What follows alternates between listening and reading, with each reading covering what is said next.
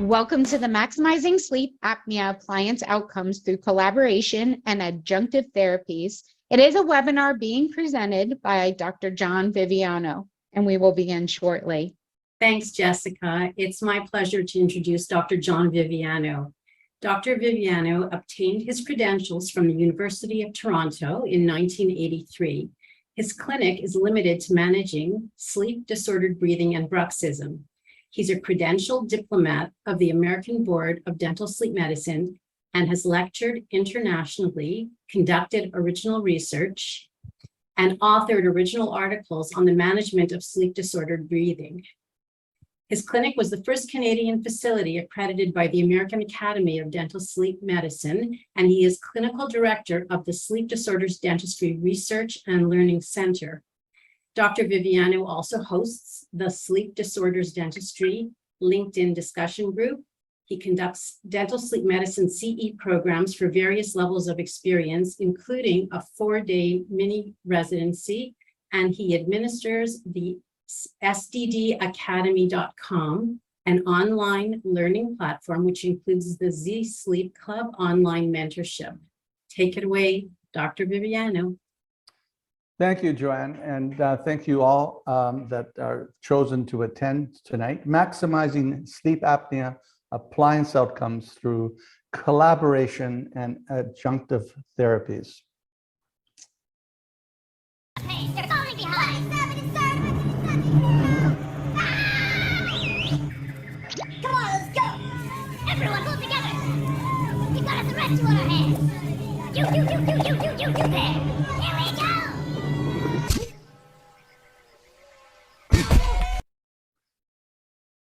So, as far as disclosures go, I'm a paid consultant to SomnoMed and to Pantera Dental, but doesn't pertain to anything I'll be discussing this evening. And also there's no commercial support. So this is really an evidence-based presentation with no bias.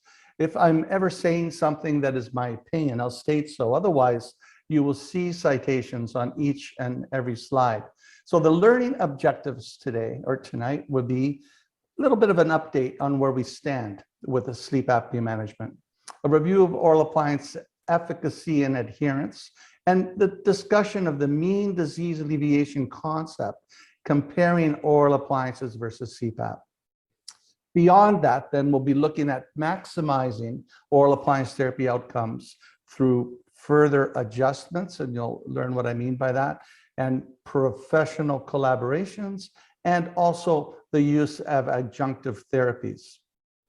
So to begin, 30% of adults suffer from sleep disordered breathing. Doesn't matter whether we're talking about Canadian data or the data from the US, this happens to be Canadian, it's 30% approximately. And we know that internationally, about 85% of sleep disordered breathing in adults remains undiagnosed. For those that are diagnosed, the vast majority, approximately 85%, are prescribed PAP of some sort, CPAP, APAP. 50% adherence with PAP at 6 months. And this goes down to 17% adherence at 5 years. Okay, so there's huge implications with this level of adherence. Now let's look at some real world numbers. These are numbers taken from the SomnoMed fiscal year 2020. Now, because of COVID, the number of sleep studies conducted in these 28 countries was lower than normal. So the number would have been about 3 million. Turned out it was 2.5 million. Let's take a look and see what happened with those individuals. And these are now not science, not data, but real world numbers, okay? About 11% went on with surgery or some other lifestyle change to manage their problem. About 71% went on to PAP. By 1 year, half of those people, 52% of the PAP patients, dropped out of therapy. I'm just going to move these images up here, sort of in my, reduce that. There you go. Now I can see my slides. And as far as oral appliances go, about 18% in these countries went on to oral appliance therapy, right? Out of those, 8% of them dropped out of therapy. So the catch basin here represents about 38.5% of the patients that were already managed, already diagnosed, already offered a treatment. Okay, these people still need help, about almost 40%. Now, when we look at the big picture, if 85% of patients are undiagnosed, and for those that are diagnosed, about 6% still need therapy. They still need help because they dropped out of whatever was provided for them. 91% of the population that has sleep apnea still requires therapy. These are huge number when you look at it that way. So clearly, we need to reach more patients.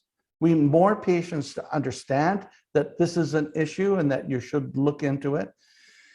And we also need to consider alternative therapies, which therapy is appropriate for a particular patient that they'll adhere to and stick with.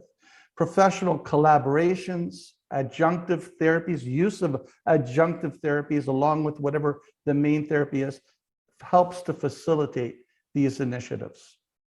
So in the center, we have the sleep specialists. This is the big boss. There is no mafia, but there is a boss, and this is the boss here. They're the ones that decide what is the appropriate treatment. They're the ones that make the diagnosis. This would be board certified sleep physicians. Now, we know that their go-to therapy is PAP. We know that's been considered gold standard pretty well since it came on the scene about 1980. Now, oral appliances are, they're often discounted and not really given the merit they deserve because of the bias towards CPAP, although oral appliances play a role. And I think it'll be clear to you exactly what role they play once we go through a few more slides. But there's a variety of other therapies, approaches that can be used adjunctively, and for some minor cases, even as the sole therapy to manage patients. So what I can't help but think that rather than looking at it as like a one-trick pony, we've got this PAP thing that works for everybody as long as they keep it on their face. Rather than do that, look at it more from, well, what is a particular patient going to do and use and stick with? And which of these alternatives is best suited for that particular patient? Let's review PAP and oral appliance therapy because both of these have the highest success rate or efficacy out of all the therapies that are conservative. And it makes sense to start off with a conservative therapy. When we look at PAP versus oral appliance therapy, well, PAP is better at reducing the AHI.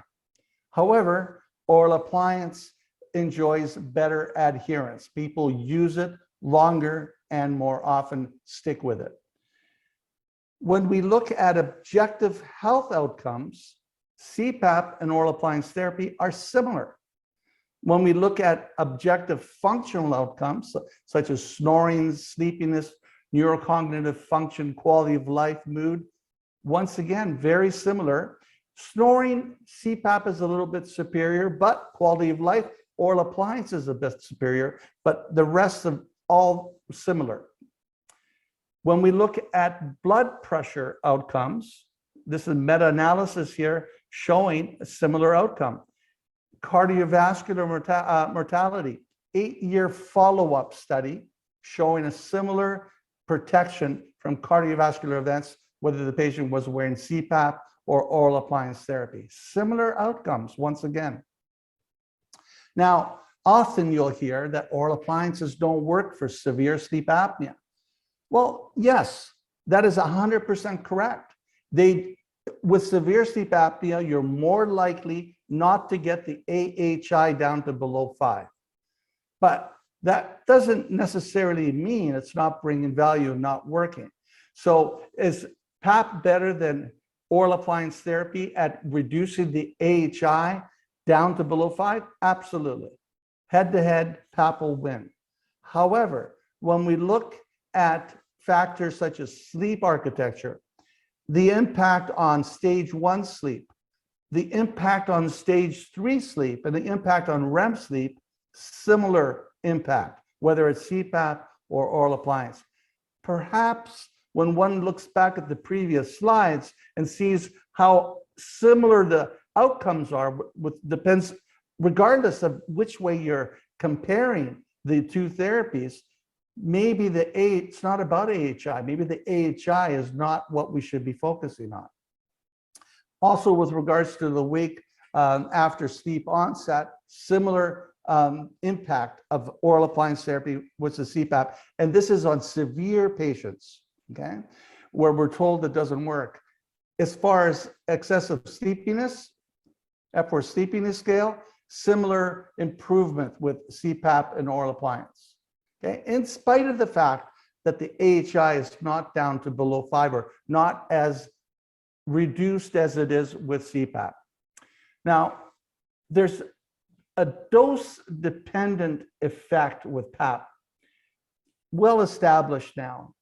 It shows up with cerebral vascular events, shows up with hypertension, it shows up with various questionnaires used to measure sleepiness, right?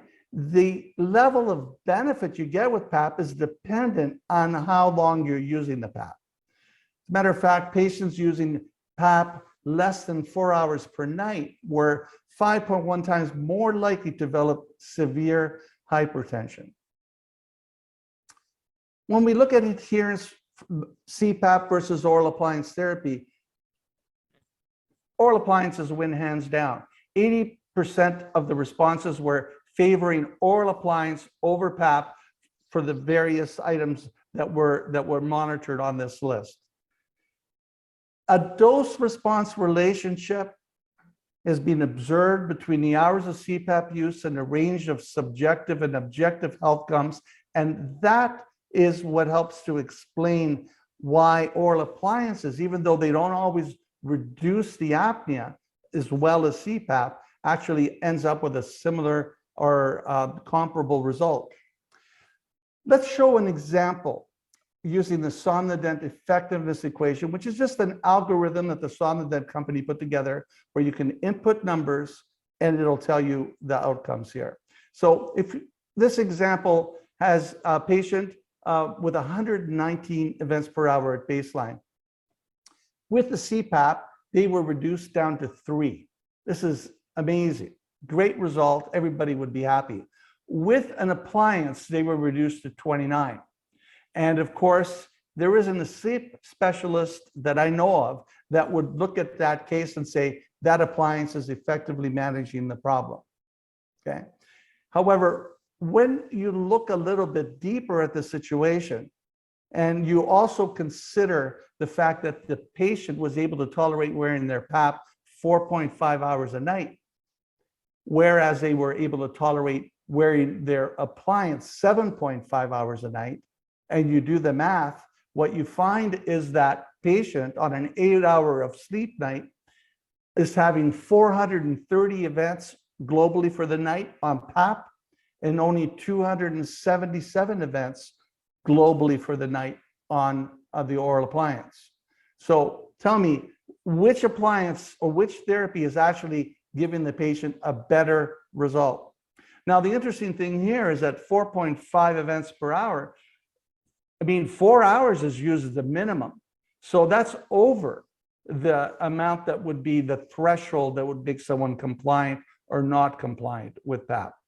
And there's a lot of your patients wearing PAP, taking it off partway through the night, being suboptimally managed, that could get at least similar help, or if not even better help with an appliance. Because of course, there are a good number of patients with severe sleep apnea that do get down to below 5.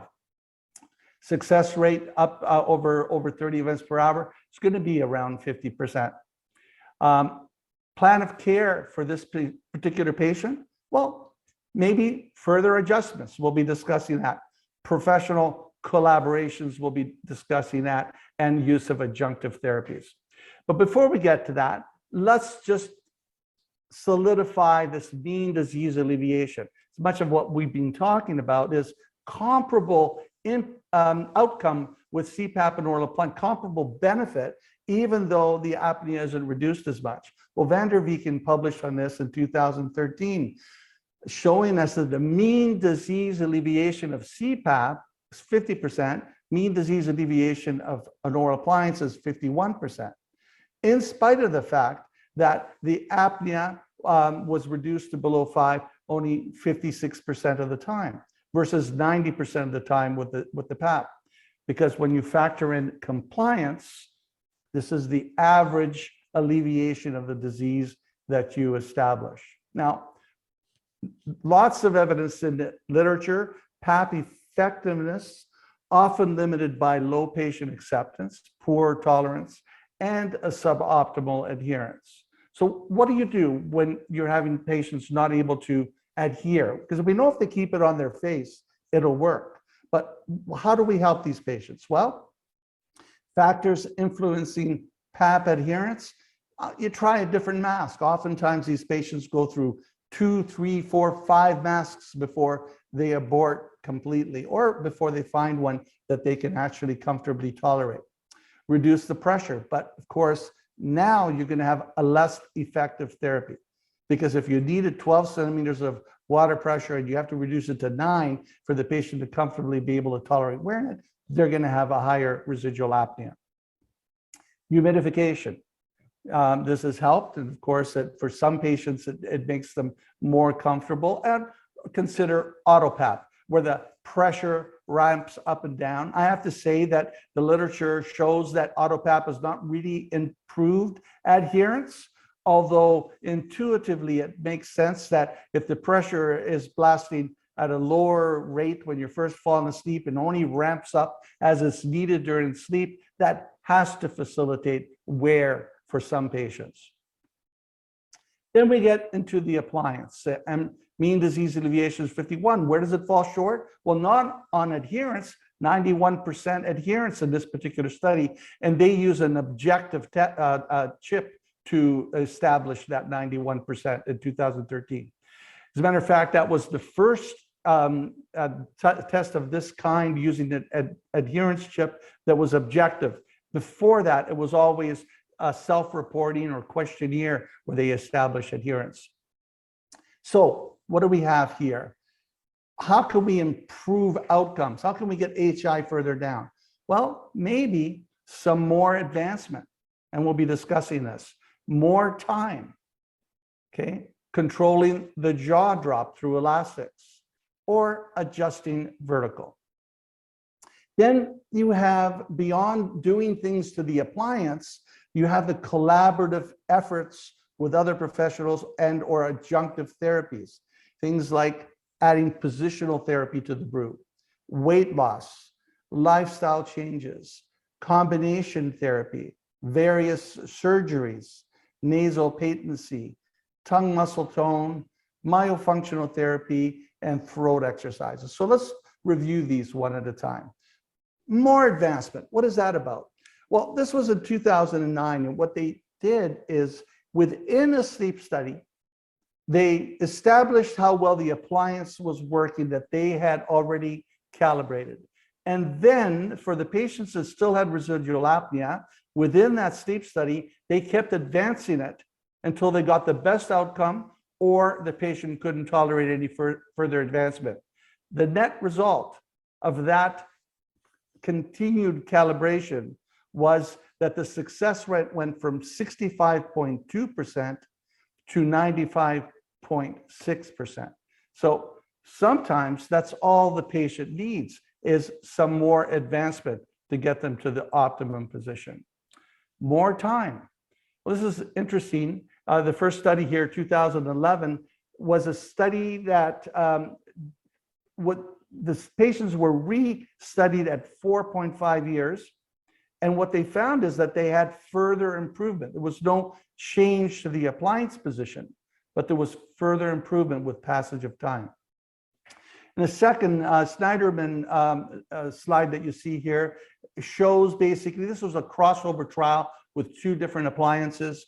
And they had 4 weeks on an appliance and a week washout period, and then 4 weeks on the appliance, but it was the opposite appliance. And what you can see here is the results were actually superior for the second round. Now, is it possible that something was happening with appliance wear by the time it got to the second 4 weeks that was benefiting those appliances the second time around? Does it have something to do with time? And I think it does. Edema improves, pharyngeal inflammation, once you correct the airway and you don't having all that battering around and the clamping down of the tissue, the fluttering around with the snoring. Muscle damage heals, muscle fatigue, so recovery of the genioglossus muscle, because it's not having to work as hard. Perhaps, it recovers and is functioning more appropriately.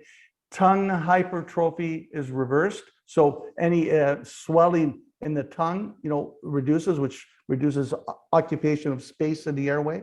And sleep deprivation is improved. So things change with appliance wear. So sometimes the optimum results are not going to be established a week after you put the appliance in and calibrate it, or 2 weeks, but actually 2 months or 3 months later. So sometimes passage of time. And other times, combination of passage of time and more advancement. We know that if we go to a gym and a trainer gives you a set of exercises, he wants to work within your adaptive capacity. The blue ball is moving the same amount, but the middle adaptive capacity, it was ideal. The first adaptive capacity, the blue ball was too much. It was going to create problems. The third adaptive capacity was well within the range and not hardly challenging the muscles. Well, what happens with our musculature in the face as we're getting used to a certain amount of advancement is that adaptive capacity of the musculature to be able to adapt to further advancement increases with time. So you'll find this often with your patients where a position that they could not have comfortably worn 2 months after getting the appliance, 9 months after getting the appliance, they could. So sometimes it takes passage of time and continued wear to be able to get to the optimum position for that particular patient. Controlling the jaw. Okay, there's been a number of studies on this. It's been published that an appliance that has a jaw drop is advantageous. Others that it's not advantageous. What we see here from the Milano study, where she looked at a pretty reasonable N number, I think 138 patients, with no elastics, and she found the responders 36%, which left about close to 64% that didn't respond. Then she threw elastics on 92 patients and she reversed the numbers, right? These are patients that have positional sleep apnea. They're patients that are prone to OSA on their back. And what she found is that when you put elastics there, you can have a responder rate of 67% and a non-responder rate of 32%. So she was actually able to reverse these numbers simply by controlling jaw drop, which she did by placing elastics. Now, the jaw drop can be controlled a number of different ways. There's the Avant appliance that when the jaw drops, it actually moves forward just because of the design of the strap. The same thing happens with the Emma. Now you can place elastics on the Avant as well. The Noah appliance, that little button moves around in that little area there, and you can control how much the jaw drops by how you design that little section that the button moves around in. With the Evo or any of the IA or ProSom, this winged appliances, they use a 90-degree angle. So as the jaw drops, it kind of binds there and doesn't allow it to drop back like it does with the typical dorsal that's at a 70-degree angle. So first of all, you're preventing the jaw from dropping back, as it drops, but also because it kind of binds, because the jaw wants to move back, because that's the direction it moves when you open your jaw. It binds, it does not allow it to drop. I find personally that I very rarely have to use elastics with the Evo design. Whereas with a regular dorsal appliance at the 70-degree angle, I routinely have to use elastics, especially for people that have POSA. So when I say routinely, we're speaking specifically people that have POSA, positional obstructive sleep apnea. Then, of course, is the dream tap. Okay, with the dream tap, you got a wire, you got a hook that grabs onto it. The jaw can't drop open. So you can use appliance mechanisms to help manage a jaw drop as well. Okay, these are things you keep in mind when you're selecting an appliance for a patient.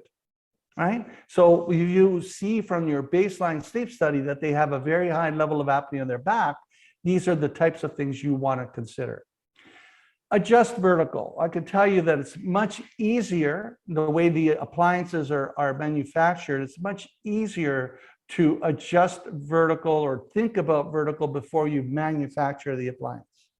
Because afterwards, there are some appliances that allow you to do it, and for others, it's a complete remake. So you want to take into consideration the factors that impact on the apnea that are associated with vertical. And there's very little in the literature about that. However, Dan Lewandowski and his group have done a number of studies that they just happened on. You know, how that all started was they were doing a study evaluating the Aries home sleep device that fits on your head. And for the first half of the study, they were using the TAP 2. And then halfway through the study, the TAP 3 came out, and they said, oh, we're going to give you TAP 3s to finish off the study. So what they found is that the males did better with the TAP 2 appliance, and the females did better with the TAP 3 appliance. And at first they were scratching their head, and then they looked at the appliances and the differences, and what they realized is that the TAP 2 appliance had a higher vertical. So it seems like males do better with a higher vertical. Now, he's published a number of papers since then corroborating those findings, and that's how they created the apnea guard.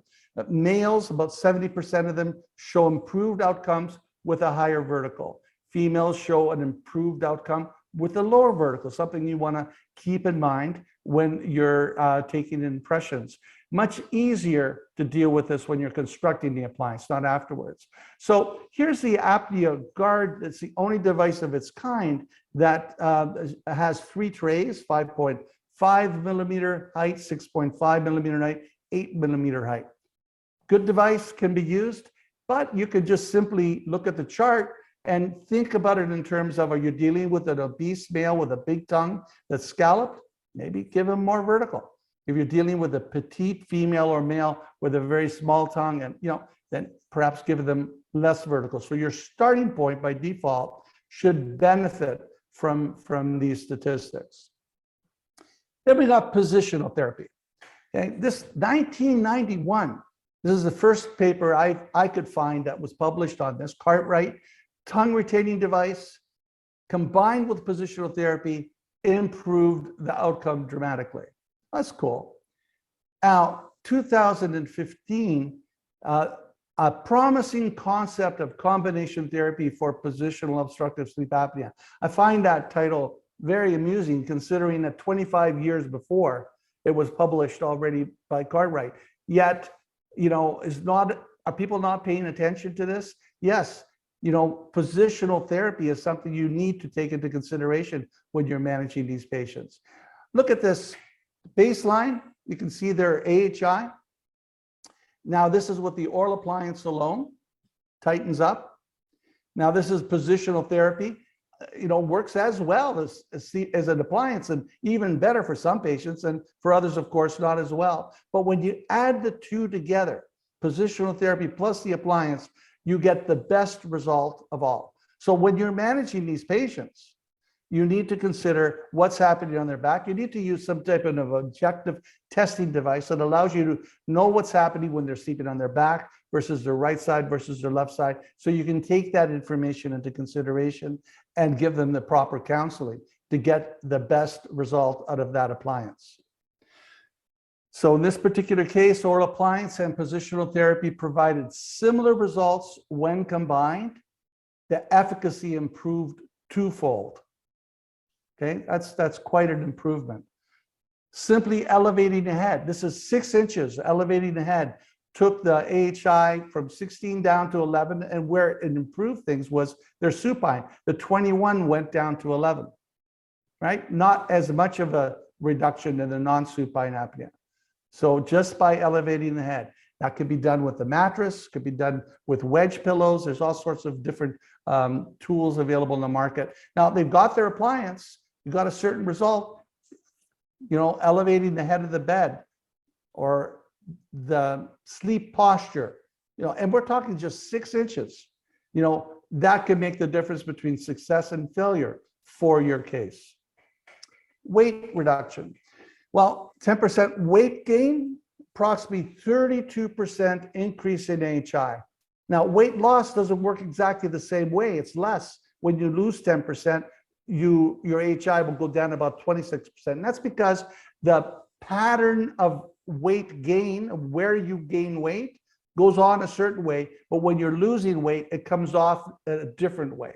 So that is thought to be the reason why it's not an exact comparison.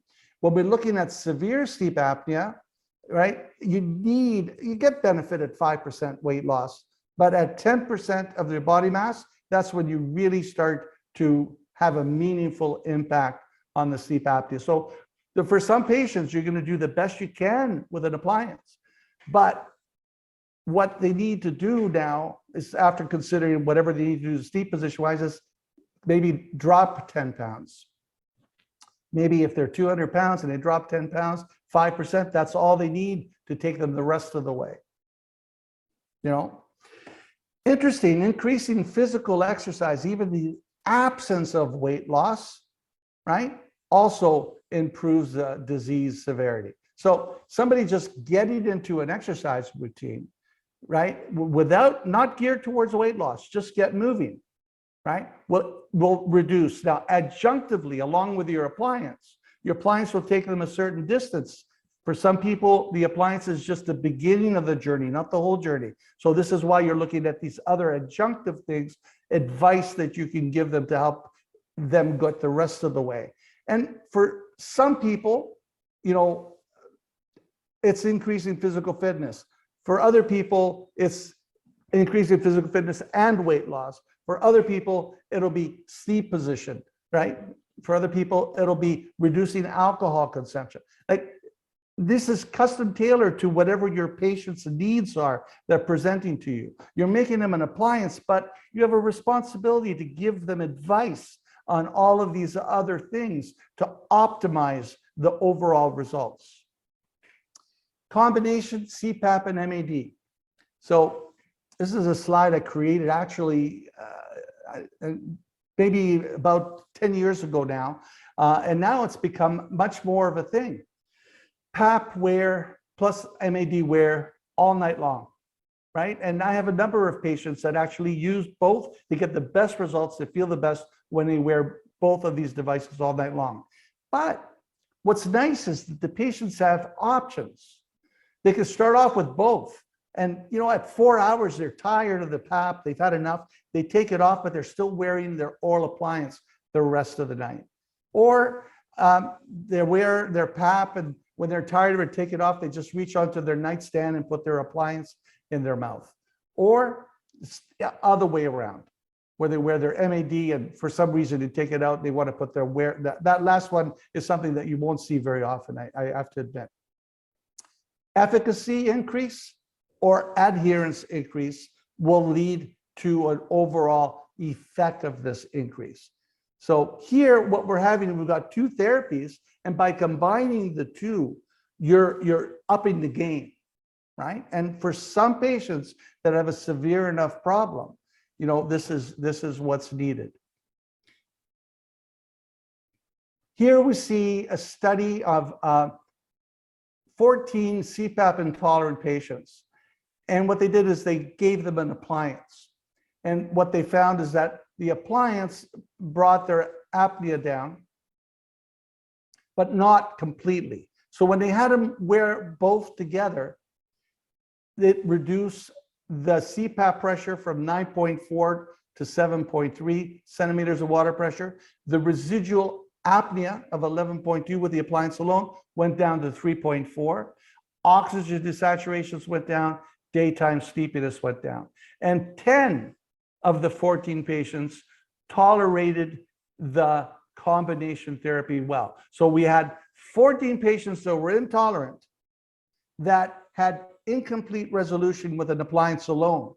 But when they were both together, 10 were salvaged and had an effective therapy that they could tolerate and they could wear. I think that's very powerful. In this particular study, 2018, you can see here the pre-treatment AHI with the PAP alone, pretty decent result. MAD alone, you can see varied results. Some people got a great result, as well as PAP, and others, of course, fell short. Watch this.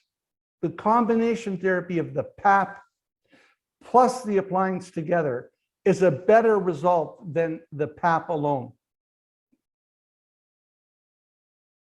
This is combination oral appliance and CPAP that demonstrated that the PAP pressure was reduced by between 35 to 45%.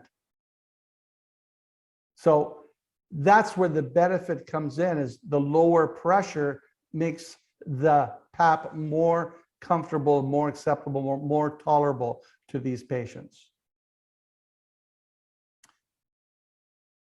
Palatal surgeries, we don't see that much anymore. However, I mean, at one time, especially in the 90s when this was published, it was a real thing and really being pushed. So Millman published this in 1998, where he went back retrospectively, pulled out the cases of failed UP3s, gave them an appliance, and got a remarkable improvement in them, right? So, there is a value to having a lot of that soft tissue removed, right? Especially at the soft palate area. And I'll explain why. In this particular study, 2002, so we've known this a long time, if the main site of closure is at the soft palate, the appliance is likely not to do well. If the main site of closure is at the tongue level, the appliance is likely to do well. Okay, we know through MRI studies, Richard Schwab, where he showed us that what happens behind the soft palate, what happens behind the tongue as we move the jaw forward. We get improvement behind the soft palate, but nowhere near as much as we do at the tongue. It depends on the site of the airway, up and down the airway, the improvement varies. And behind the tongue, of course, because it's attached to the mandible, which we're dragging forward, we're going to have a huge impact. So if that's the main site of collapse, of course, it's going to be more likely to have a positive impact.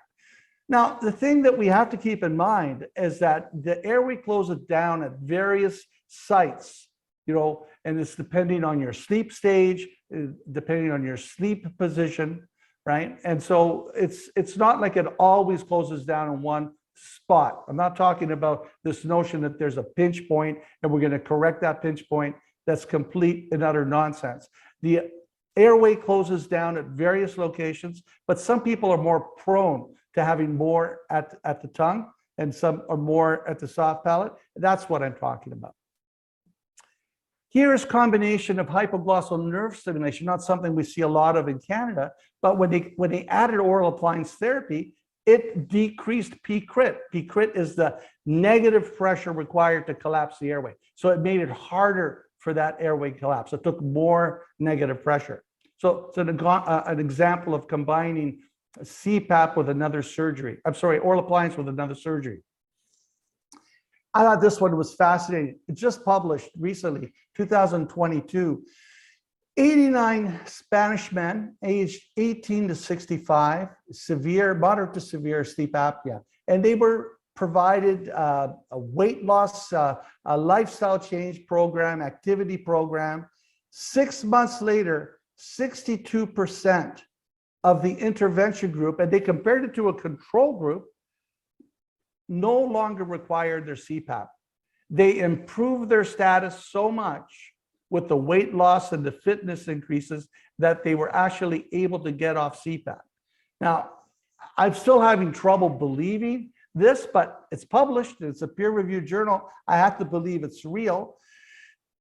At least it speaks to the value of stressing to people how important it is that they put some effort into increasing their fitness level and work on their weight to help their cause to get that AHI down. I mean, you know, it's taken a long time for us that are involved in this to understand that when an appliance doesn't work, it's not like we failed or done something wrong. We don't have control over,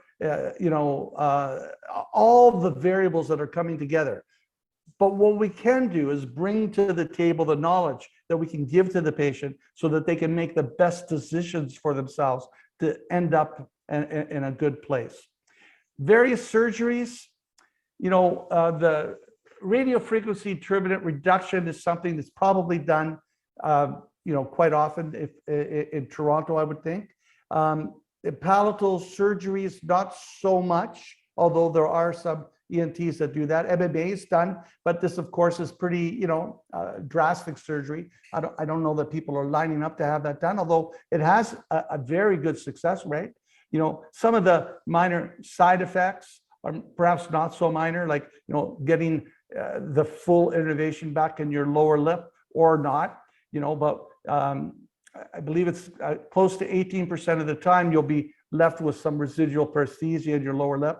But if your problem is serious enough and you can't tolerate an appliance and you can't tolerate CPAP, MMA is definitely something to consider. Now, the SARM and the dome procedure, the palatal expansion, I don't know that that's being done in the Toronto area. It's being done a lot in the States, as is the hypoglossal nerve stimulation. But these are some of the more recent surgeries. Nasal patency. This goes back to the turbinate reduction and the importance of being able to breathe through the nose. A 19% increase in radius will double the volume flow rate, right? You can use items over the counter, little nasal strips or little cones that help to improve if it's the nasal valve that's collapsing. But let's look at upper airway resistance and its association with OSA. If you're awake versus sleep, upper airway resistance means that in the nasal cavity, okay? Awake nasal versus awake oral breathing, there's no difference. Why is my slide not working here? Okay, so there's no difference. That was these two here. Whereas sleep, nasal breathing versus oral breathing, you can see there's more resistance with the oral breathing, okay? Now, down here, we've got nasal versus oral upper airway resistance. This is in supine stage 2 sleep. This is nasal breathing, and here's oral breathing. So you can see how higher nasal resistance if they're breathing through their nose. And quite frankly, when you look at the AHI in supine position, this is oral breathing up here, and this is nasal and spontaneous. And this is nasal versus oral AHI in lateral position. And you can see the difference. So you have an appliance. It's done the job, but not 100%, maybe 80%. There's still some issues. The patient has poor nasal patency. There's over-the-counter products they could try, or maybe a visit to the ENT and have an evaluation and see if nasal patency can be improved. Nasal resistance and BMI are the most important predictive factors for oral appliance outcomes. So a higher nasal resistance may reduce oral appliance outcomes. That's the take-home message there. Normalization of nasal patency may also play a positive role in improving PAP adherence. Now, some of you may have heard of the Excito-Oze, used to be called the snoozle or snoozele. So it provides neuromuscular stimulation of the tongue or excitation of the tongue. You know, basically, when you're wearing it, like the gentleman's wearing it here, it's zapping the tongue, and it's actually modifying the muscle fibers there and changing them in more of an endurance type of muscle as opposed to a strength type of muscle. And it, you know, has been demonstrated to work to this degree: a 52% reduction in AHI, 45% reduction in ODI, 43% reduction in Epworth Sleepiness Scale. But the thing to keep in mind is that it's only FDA approved for mild sleep apnea. So this study was done for mild sleep apnea. You know, I was excited when I first heard about this because of the potential role to work as adjunctive therapy for moderate or severe sleep apnea for when the appliance doesn't get rid of the problem completely. The issue is that, you know, we don't have any evidence of that. That's just speculation. The only material that's been published is revolved around mild sleep apnea, and that's in fact what it's FDA approved for. So don't fall into the trap that you're really experimenting on your friends, on your patients, I should say, if you're using it to think you can help somebody with their severe sleep apnea. It's not FDA approved for that. And now it may be the only therapy the patient needs for mild sleep apnea, right? Because it reduces it enough and they reduce the snoring enough, the patient's happy. It could be, that's it. And this is something that you could provide in your office as a dentist, just like you provide an oral appliance. It is another option. And then we get to myofunctional therapy. So what is that? Re-education of the oral facial complex muscles, the function of the muscles, the rest postures of your tongue, so forth. Involves your lip, tongue, cheeks, mandible, sucking actions, chewing actions, swallowing actions, speak articulations, and more. Okay. The goal of myofunctional therapy is to normalize breathing, help develop a good lip seal with toned lips, and attain more anterior posterior palatal positioning. So you want your tongue up and forward, up in your palate and out of your airway. And it works to alleviate and elevate the back of the tongue, okay? And of course, it works to tone pharyngeal muscles.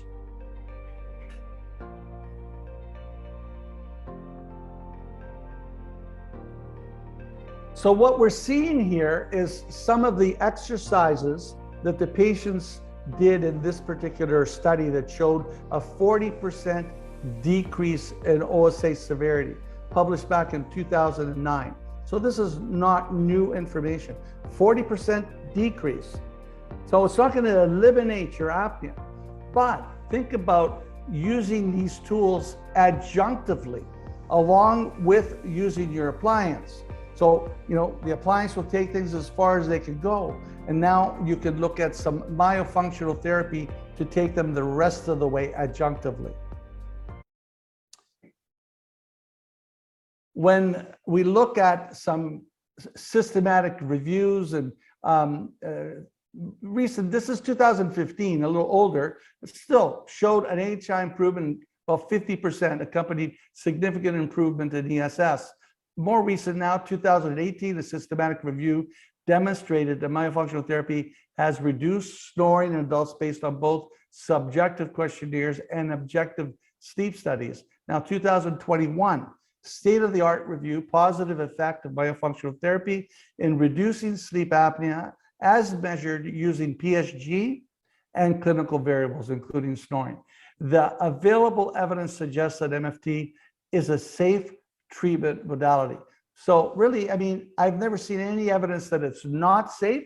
The question is it effective? And I think there's plenty of evidence that it is effective on some level, certainly, especially as an adjunctive therapy. Okay.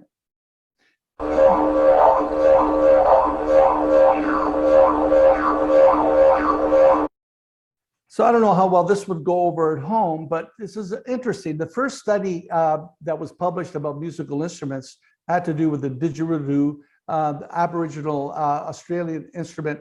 4 months of practice reduced daytime sleepiness and AHI. Statistical drop, right? Significant drop in AHI. Didn't eliminate it, but reduced it.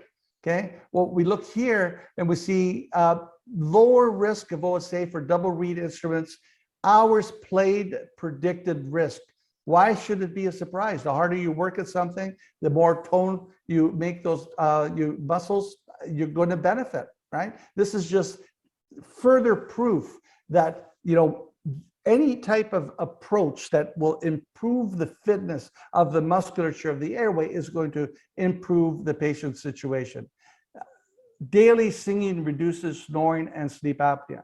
So as you can see from the dates on there, 2006, 12, and 13, this is not new information, okay? And then we're getting near the end here, and I need to throw this in because one of the things that is often ignored for people that get involved in oral appliance therapy is the insomnia issue. And there's a huge overlap in these two populations. So I'm going to take this quote right out of this paper here. Combo therapy, including both CBTI, cognitive behavioral therapy for insomnia, and OSA treatment, resulted in greater improvements in insomnia than did either alone. So you're going to have patients that have difficulty falling asleep. That is not OSA.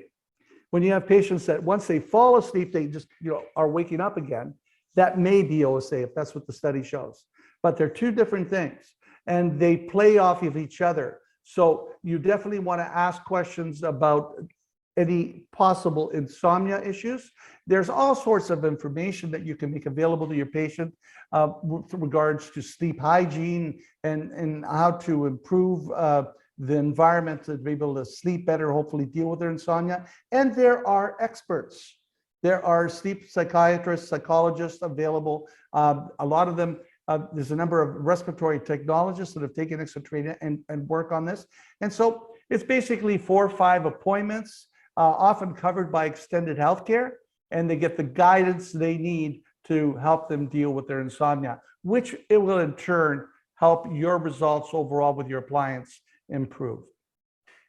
So at the end of the day, optimizing your oral appliance settings, professional collaborations, and adjunctive therapies will optimize your treatment outcomes. And there we go. And I think I'm available for questions now.